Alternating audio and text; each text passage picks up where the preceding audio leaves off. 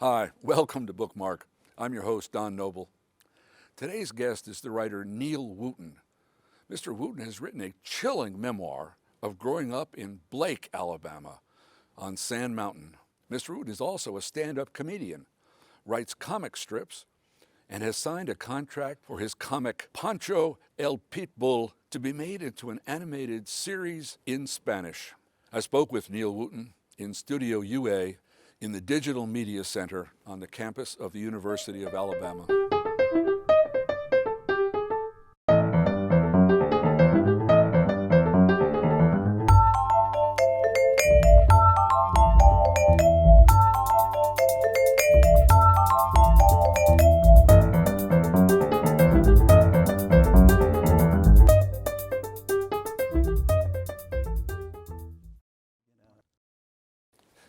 Well, Neal Wooten, thank you for driving down here from Fort Payne.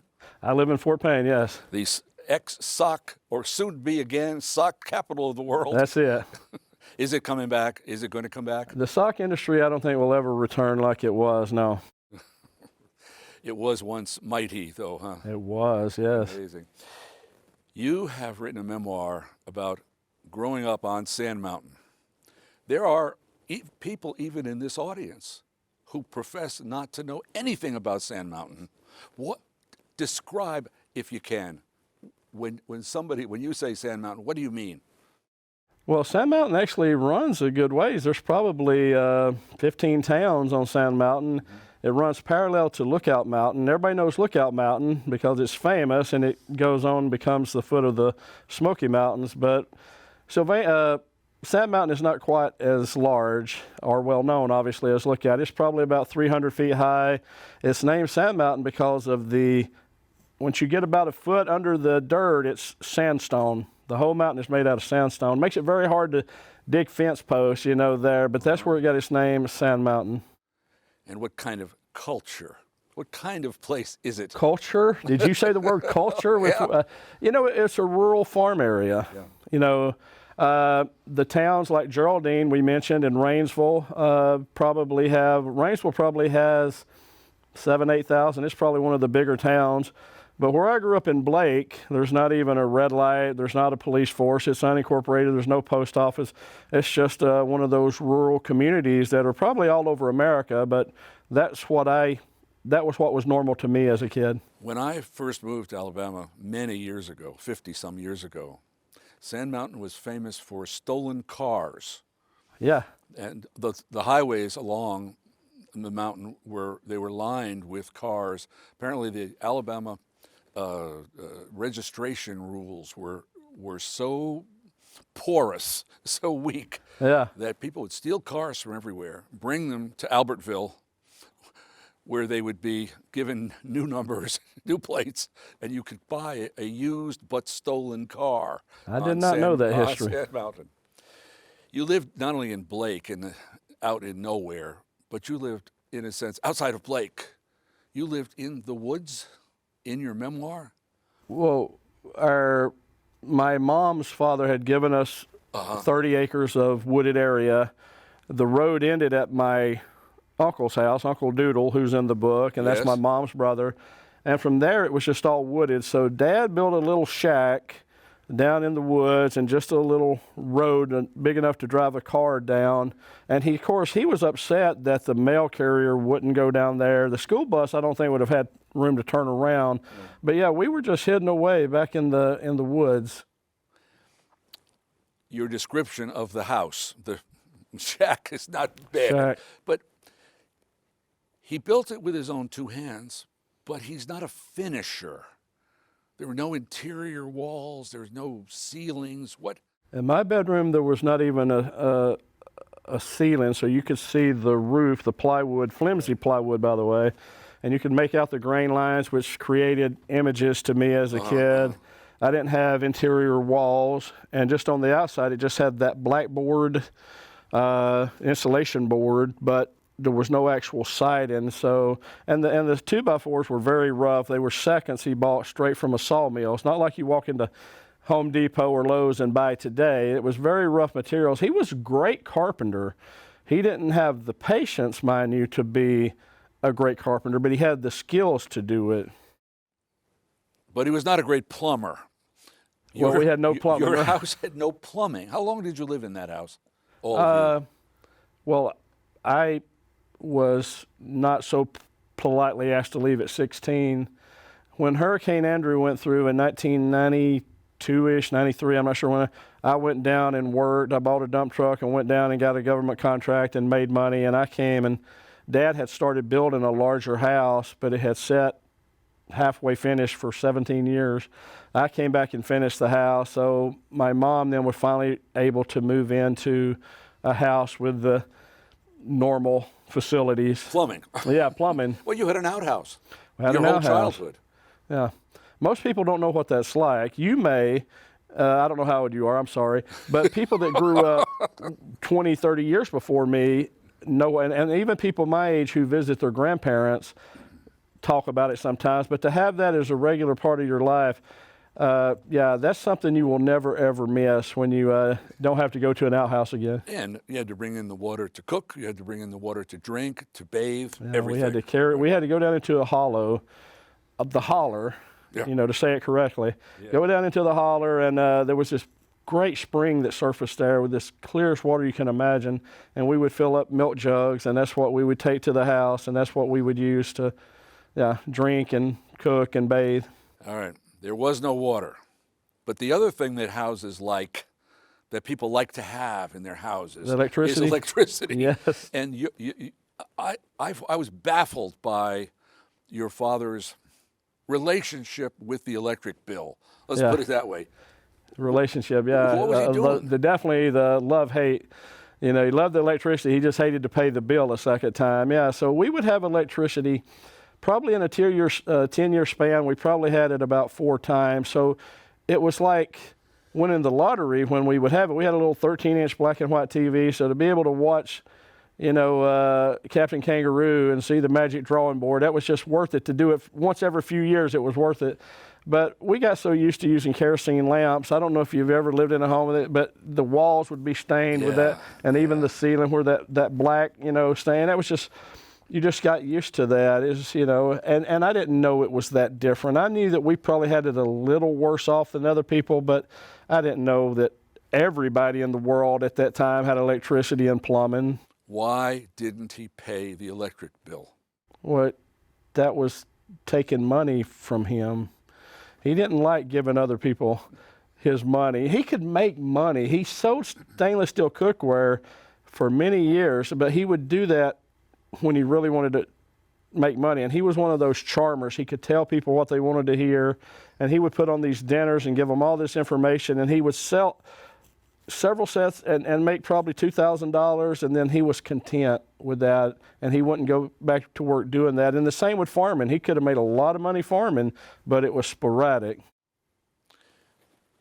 All right. What I read, actually, in the last few months, I've read your book twice. Okay. So I have it pretty solidly in my head, but I'm not quite sure why he kept quitting things that he did well and that paid well and that made life better, and then he'd turn his back on it. He turned his back on farming. He turned it on salesmanship. Apparently, he was also, well, maybe we'll put it off, but he was also intellectually, mentally, some kind of little genius he was for a genius. mathematics. There was no doubt if he had ever been tested, he would have definitely tested over 140, but IQ tests are based on math. That's the only way they can be. So people that have, that are good at math tend to be a little unfair in their favor. But he would have tested above genius level for sure. I don't know what it was. It was, he didn't have much of a childhood. He only went to 2nd grade, but he could do these advanced calculus problems in his head. But his dad would take him out of school to work the fields or travel down and work the orchards in Florida, and especially the tobacco fields in North Carolina. So they didn't really have a choice. So he saw this life, and I don't know, but he definitely had such an inferiority complex. He would never been able to clock in somewhere and have a boss telling him what to do. He never had a job. The only real job he ever had was driving a truck, and he's far removed from an office with a boss standing over his shoulder. He did that well, too. Till he had a heart attack. Yeah. All right. we've postponed the heart, in a sense, the center of your memoir, which is, sadly, that your father beat you. He whipped us. He didn't beat me that much. Sometimes it was with his hand, but his belt was his favorite form. And but yeah, he only knew how to. He was enraged. He, his demons took over. It was probably. I didn't want to make. I noticed you put in your article about it that there was a dozen times I mentioned if I had made it all about that, there would have been no room for any of the other story. Right. It was definitely several times a day on average. It was just terrible. But he was very loving and caring most of the time. Oh. But you could knock over a glass of water. You could do anything, and he just would go into these rage and. Yes, and occasionally. Did he take it mostly out on you, or sometimes your mother as well, or sometimes your siblings? Well, me and my sister probably got it the worst. My oldest sister, Julian, we probably got it the worst. He was always angry at Mom. He would get physical with her sometimes, and it was never the belt. It was, with the fist, the hand. But me and Julian, as far as the punishment, the whippings went, Julian and I were the targets. And you were innocent, usually, of the thing that you were being. Well, he we spilled a glass of water, and he blamed you. Yes. And my sister drinking gasoline is just an example of something he did that was so careless. Right. He left it out. A child drank some. He blamed someone else. We got whipped for it, All right. Now, neither one of us is a psychiatrist, but I'll ask anyway. What was wrong with him? Well, what do you I think have now? to believe, he was never diagnosed. Right. We had never even heard of the term. Back then it was manic depressive, bipolar now. We'd never even heard those terms. I didn't know they existed. But keep in mind that I assumed that was a big part of it because, again, because I knew kids back then my age who had fathers that were literally mean and violent all the time. That was their character. They drank mostly. And that's one thing I made sure to include in the book. Right. He was a teetotaler. My dad never drank a drop. He was not a mean drunk. But he would just, these things would just set him off. And I don't know what was wrong with him. I really think it had to do with the fact that he was so intelligent. He had physical abilities that were beyond normal men. I mean, he had the potential to be something in life. Yes. He just didn't have the background or the focus that a wealthy family or middle-class family would have given him to do something with that. And I think he was just always bitter about it. And he took it out. And he took it out on everybody. On his immediate family. While one of the things that I found particularly interesting is that in that family dynamic, individual people have to deal with it in different ways. And one of the things that you talk about a practice that you set in motion for yourself, Out we of body. could loosely call it Zen. What did you do when you were being beaten? Well, it's a surreal moment. Yeah. Like if you were to get in a fight, walking down the hall today, if somebody just doesn't like you and just walks up and punches you, and you're like, "Is this really happening?" kind of thing. And and of course, it was not a conflict that I could partake in. He was so big and powerful. Right. I mean, if it was a regular man, he was much more powerful even with a regular man. So obviously with a little boy, so you really just, your mind just tries to go somewhere else. I would try to think of cartoons or swimming. I love to swim in the creek. I love fishing, and you would just try to focus. It was hard to when that, and in that first chapter, of course, that scene about where the belt buckle slips out and out of his hand and he keeps going and it's the belt buckle. It was hard to distract your mind completely, but eventually you do that. And as I got older, they became such a part of life, like the scene after the movies, where he's beat me. And I'm just still thinking about the first time I'd ever been to see a movie. So it's not is it an out-of-body experience? It's a mind over matter experience? Something that you did to accommodate to what was happening? Yeah, I don't know. I was a math major. I didn't take psychology. I'm not sure what it was, but it was definitely a defense mechanism. It was definitely a way to deal with these things that were happening all the time. But again, keep in mind that as a kid, I didn't think it was unusual. So even if I had known that, that would have been different. Had I known that everybody didn't go through this, then I probably would have been a harder time accepting it. But I just thought that was normal. Like I talk about staying with my coach.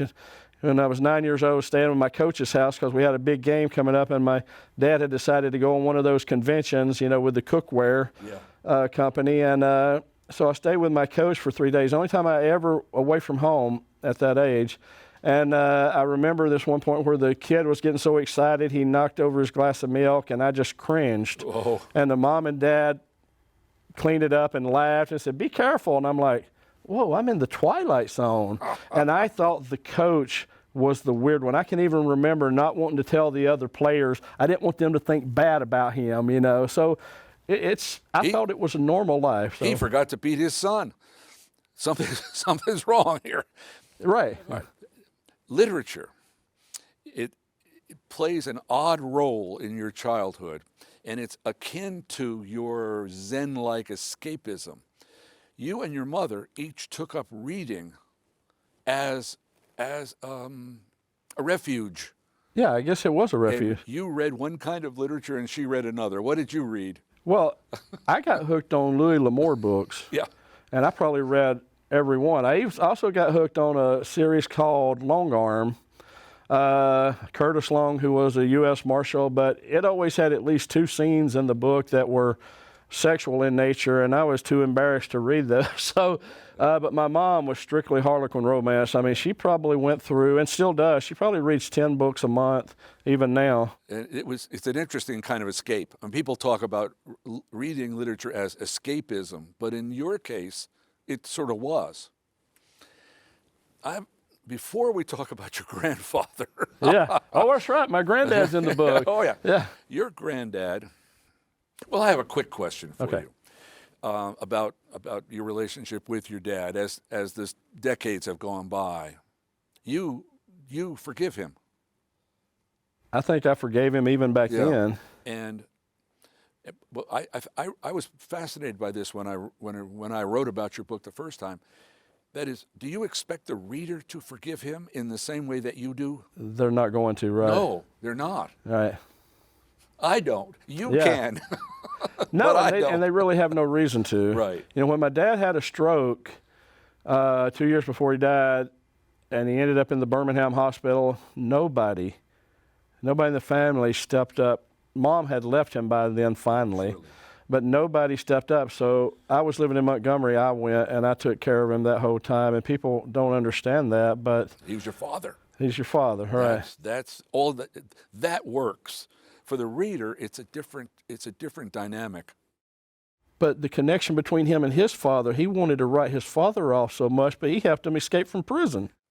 Your grandfather ended up in Kilby Prison, convicted of, was it actual murder? He was convicted of murder. The judge overturned it to manslaughter, but he still got 10 years. In Kilby.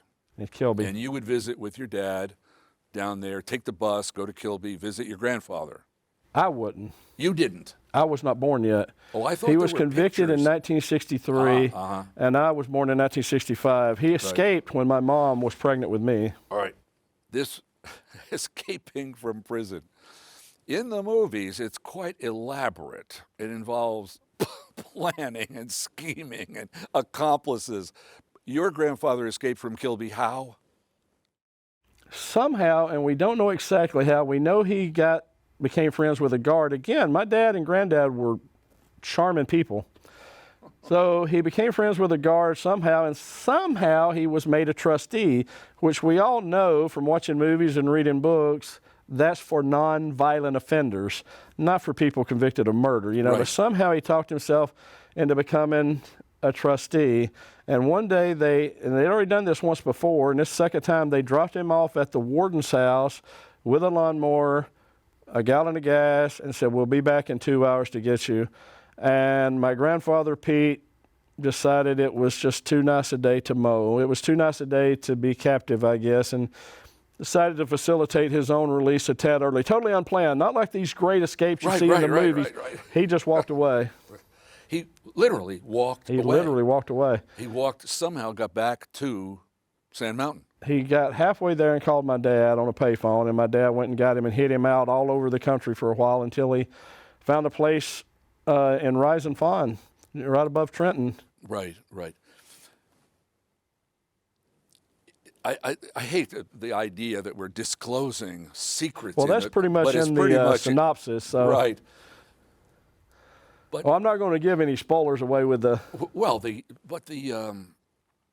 Alabama Bureau of Investigation knew that your father knew where your grandfather was. So when you were a boy and you're driving around on Sand Mountain, there would be a black unmarked car following you. With two men in black suits and black ties, yes. And I, again, thought that was normal. But it wasn't every time we went somewhere, but it was so often. Sometimes they would be parked somewhere and watching us with binoculars. Sometimes they would follow us in their car. And sometimes, very rarely, they would knock on our door. And that would lead to this confrontation of words between them and my dad. They knew that Dad had helped, or at least knew where he was. Yes. And that was their only lead. But they never. But you did go visit him. In fact, you did go visit your. That's getting into the. All right. But yeah. The state police, well, the Bureau of Investigation, seems to me that they could have tried harder. I mean, this is crazy that you could have some kind of relationship. Well, I know they wanted him because they definitely followed us enough, and they even came to the funeral. Right. They issued a warning to my dad. I was 13 years old when he died, and they said if you bring him back to Alabama and bury him, that tells us you knew where he was. We will arrest you as an accomplice. But Dad, of course, was not. The law was kind of like the power company. It was suggestions. You know, the power bill and laws were kind of run the same with him. So he buried him at Town Creek Baptist Church on Sand Mountain, and that's where he's buried now. But they attended the funeral just to make sure he was going in the ground, I guess. The police did. The agents in the black suits, yeah. I don't know who they were. Probably. I don't know if the ABI existed in that time yet. I don't know. I don't know if it's FBI or the Prison Bureau, but they were agents. Yes. And that's all I refer to them in the book is agents. They never quite got it. Though, they never got him. Well, no. It's just astonishing that somebody can disappear, well, walk away from prison, and then live the rest of his life in freedom and die a natural death much later. The thing is, I always wondered, was it freedom? You know, if you're living on the lam, is that even, because he was so paranoid for so long, the stories I get from my mom. So I don't know if that's real freedom or not, always looking over your shoulder. But it's probably better than inside, yeah. Right. Well, you survived your childhood, and in your epilogue, you talk about your siblings, basically. In case people wonder, everybody's fine. Everybody's fine, and everybody's doing great. Everybody did well. You went to Auburn. I went to Auburn. Majored in math. Yes. Became a math teacher. And director of a math school in Milwaukee. And a writer. And over the last, I don't know how many years, 20 or whatever, you've written, I'm uncertain, you've written books for young adults, books for children, cartoons, comics, what? I've had 20 books published, all fiction and several children's books, like you said, up until this is my first nonfiction. I just didn't know I was allowed to talk about this. You know, when we were kids, there was two things we couldn't talk about, our grandfather and how we lived in the little shack there. So, yeah, it took me a while to realize that I could even write this story. So, but, yeah, so I kind of a jerk of all trades when it comes to doing comedy and an artist and the comic strip. I don't know if you want to talk about that. I do. I have it here. Yeah. I do. You do stand-up comedy. How? Where? Where do you do it? Well, back when I started doing comedy in 1987, they had comedy clubs all over. My first job was at Huntsville at the comedy club there, called the Comedy Club. And then the one in Birmingham was called the Comedy Club. And you had the Comedy Catch in Chattanooga, Comedy Corner in West Palm Beach. All of them but they had regular comedy clubs back in the day, so it was easier. And they had an opening act, then a featured act, then a headliner. So it was, I don't think they have those anymore. So it was easier to get into the industry. But I had a booking agency out of North Carolina called Creative Entertainment. They did most of my booking. And was your material a comic take on your childhood? It was the comic take on Sand Mountain. I did hillbilly jokes. Yes. Doing comedy is like writing, and I teach this in my workshops. You got to write and do jokes about what you know. I couldn't get on stage and tell jokes from a New Yorker's point of view because it wouldn't ring true. So you talk about what you know. So most of my jokes were either about fishing or deer hunting, or my grandmother, who was, bless her heart, was a character. Oh yeah, she's in the book, Granny. All right, this is a Spanish comic book. Yes. Pancho el Pitbull. What is that? What are you holding there? This began 9 years ago as a comic strip in the United States called Brad's Pit. It's about a guy named Brad who adopts an adult pit bull from the pound. I have a lot of books about pit bulls, and I'm an advocate for pit bulls and rescues. And so the comic strip has just started its 9th year, and it's doing great in America. But my artist that works with me is from Uruguay, South America, so we began it down there at the same time. The difference is in America, it is South America, it's just been wildly popular. It's been in magazines. People get tattoos of Pancho, and now we have a movie company in August begins the process of turning it into an animated movie. Disney Plus has shown interest. We don't know if it'll end up with them, but of course it's going to be in Spanish. It's just been much more popular. So yeah, I don't know how many people from Sand Mountain, pig farmers from Sand Mountain, winds up with a popular cartoon in South America, but. Oh, and how many, I read, I think, that you signed a contract to do 5 of these? 6 books total. This is the first one. This is the first one that came out in November. And yeah, this Editorial Planeta is the largest publisher of Spanish books in the world. And they provided these huge cutouts of Pancho to all the bookstores. So this has just been wildly popular in South America. It's just crazy. And hopefully it'll be a movie soon. Well, that is astonishing. It is I'm tempted to say unbelievable story to start off with no water and not much electricity and end up with animated cartoons in Paraguay or Ecuador, whatever. Yeah. And astonishing. And not yet over with. I hope Journey not. for you. I hope not. Right. This, hopefully, my agent is telling me is a good chance of being made into a docuseries, and that would be really neat. And I have a children's superhero premise that we're working on getting published now. And so, yeah, it's not going to be over until they put me at Town Creek Baptist Church alongside Pete. So. All right. Well, Neal, thank you very much. This has been a pleasure. I've certainly enjoyed hearing about it. Yeah, thank you for having me.